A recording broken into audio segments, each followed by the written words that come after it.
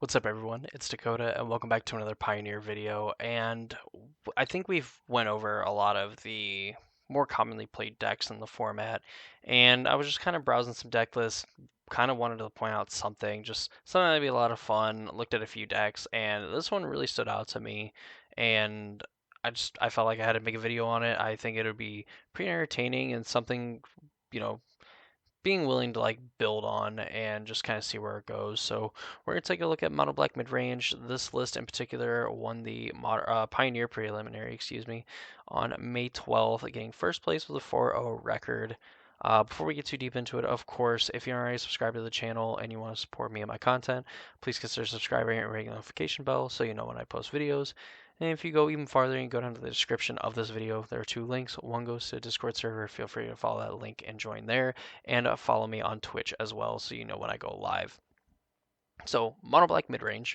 If you were familiar with like the beginning of Pioneer, like the inception of the format, we had Mono Black Aggro, and Mono Black Aggro was one of the best decks to play in the format, and was kind of like the formula we saw of like beating like the Green Devotion decks and things like that, where it just got to the ground super quick. It was aggressive, and a lot of its creatures were just very annoying to deal with, where like a lot of their ones and two drops, like Scrap Heat Scrounger and Bloodsoaked Champion and things like that, just didn't die. Like they would attack, they would just get to continue to attack, like they, force you to block, and they just get a ton of damage, and they could just use all their mana to bring those things back, do a bunch of other things, and eventually just kind of win the game by like grinding you out, just because they got to keep playing creatures, and eventually you had to stop playing spells. Uh, Mono Black Midrange is not that deck at all, and this is kind of like the evolution of those decks because Mono Black period just really isn't that played of a deck. So in Mono Black Midrange, we've cut all the red cards essentially from like the Rakdos midrange deck. We're just playing straight black. You have like Murderous Rider, which we all know can destroy a creature or planeswalker. You lose 2 life, and then you can just play it as a 3 mana 2/3 with lifelink that goes back into your library. This gives you potential, I don't think there's really like any of it like in this deck in particular, but a lot of the times, and like what I would do with this, like in the early parts of the format, playing like Green Black Delirium, is that when you got it put back in your library, you have different ways to like search for it, shuffle your library, and things like that to just kind of like put it back into the deck and keep finding it and essentially be like a removal spell that you can find on top of also being a blocker for a creature. But here being a one of, it's fine. Still a very good card nonetheless. Probably an even better card, arguably a better card, is Shielded the Apocalypse. We know what this card does. 4 mana, 4/5 with Death Touch. You draw a card, you gain 2 life. An opponent draws a card, they lose 2 life. Essentially punishing your opponent for not having an answer right away for Shieldred. Late game, this is just a house. You're able to play it, follow it up with maybe like an Invoke Despair or like a Go Blank or something like that.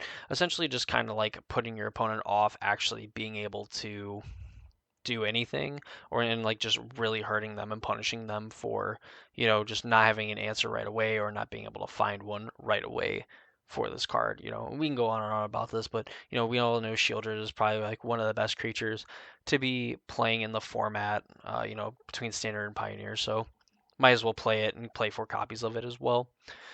We see Liliana the Veil. I think even in the Rakdos midrange decks, they either don't play Liliana or they play like a very few numbers of Liliana. So those of you that are familiar with Modern, we all know what Liliana the Veil does. +1, each player discards a card. Target player sacrifices a creature, and then 6, you separate all the permanents the player controls into 2 piles. That player sacrifices all the permanents in the pile of their choice. Just a very efficient planeswalker, very powerful. There's definitely going to be some matchups where like you have cards that just don't do anything, and you're very happy to discard them to Liliana while working towards that ultimate. Whether it's going to be like wrathing half of their lands, you do the old Thanos snap. They get to keep half of their permanents, or just getting to make piles like very hard for them to choose, and essentially put them in a lose-lose situation, or maybe force them to keep like 2 lands and a creature, and you have like a removal spell immediately for like the creature and stuff like that. So you can definitely put your opponents in pretty bad situations with Liliana, and essentially just make the game like very unwinnable for them.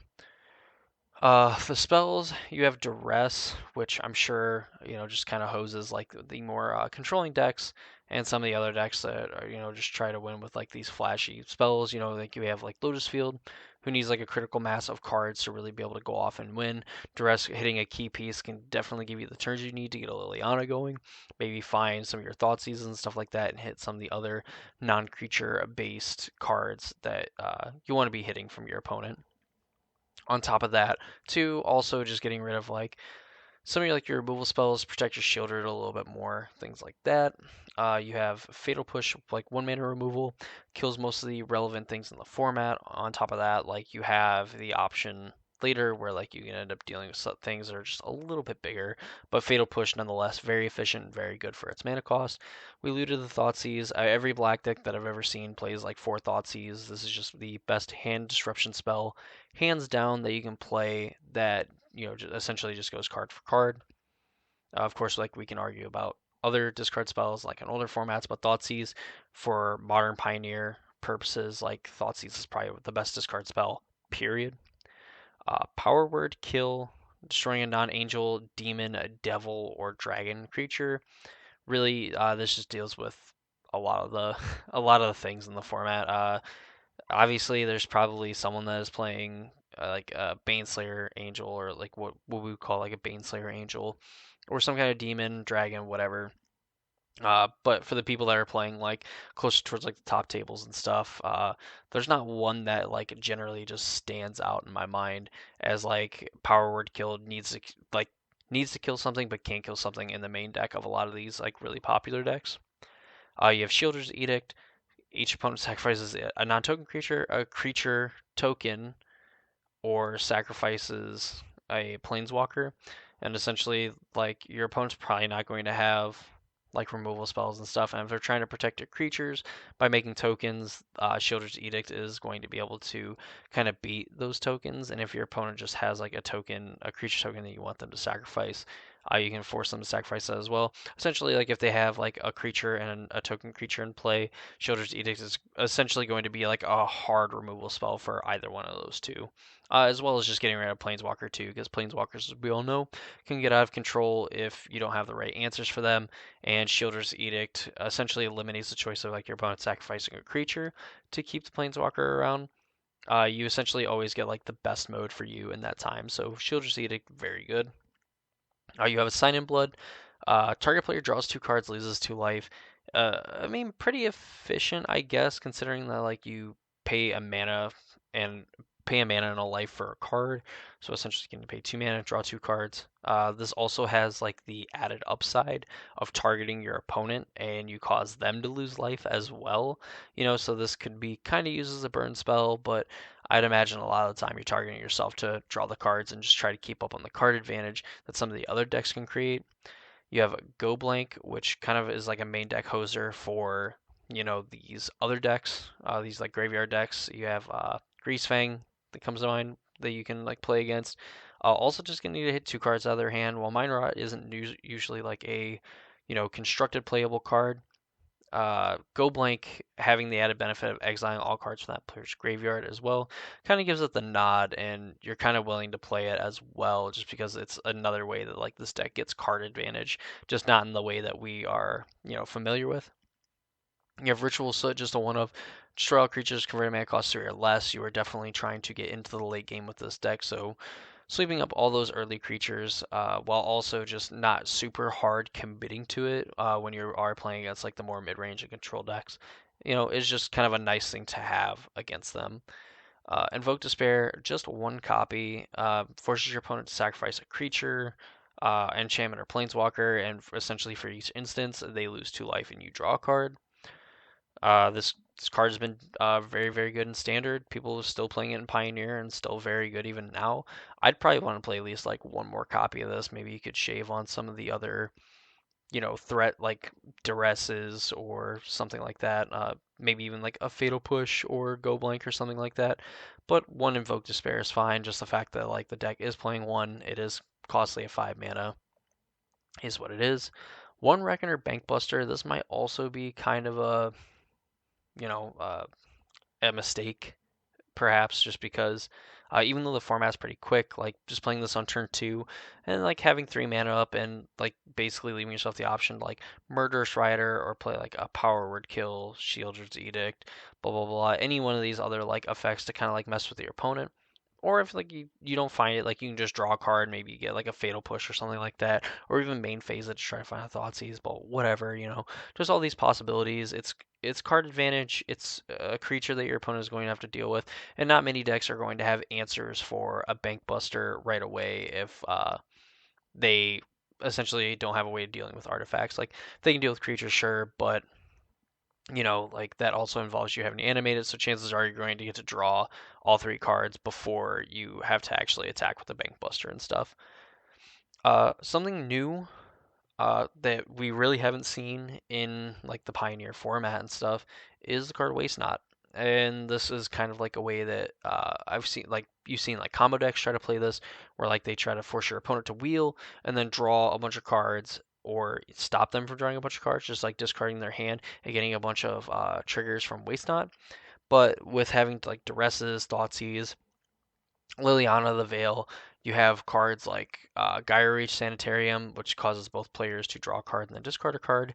You can end up making, 2/2 zombies, adding mana to your mana pool, or, getting to draw extra cards like from your Waste Not by playing this on turn two, following it up with like a Thoughtseize or a Duress, and, kind of going from there. More than likely, you're never really going to get the mana for the fact that, aside from like Gyre Reach Sanitarium, they're probably not going to be discarding lands. But Waste Not is pretty good in that respect. Just either getting to make a 2/2 or draw a card. You can just put a ton of creatures on the board, make it very hard for your opponent to actually deal with any of it. Mana base, Castle Lochthwain.